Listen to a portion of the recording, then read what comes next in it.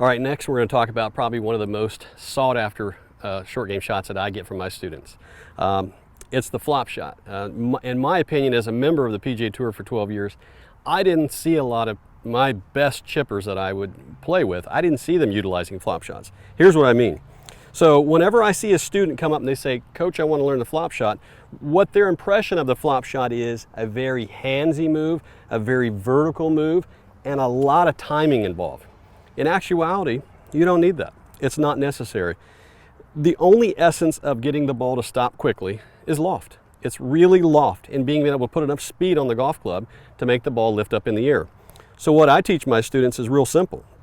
You set up the way you would normally every chip shot. The only difference is you're going to point your club face at the target.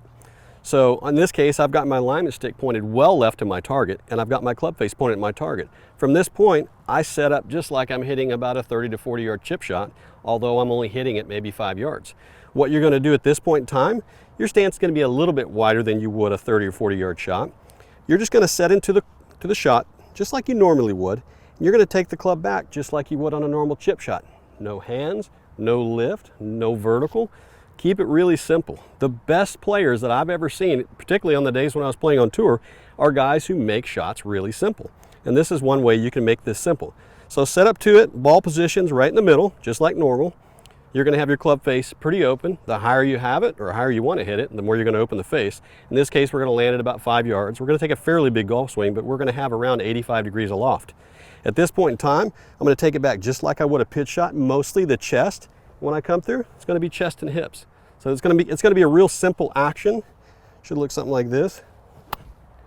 And what you're going to see is that ball is going to land pretty soft. It may have looked like a very simple stroke. I know the camera didn't quite pick it up, but the ball landed about 6 or 7 yards away from me. Came to a stop within about a yard. If you can make this shot simple, you'll find out it's a really simple shot. If you make it complicated, it can be a very complicated shot.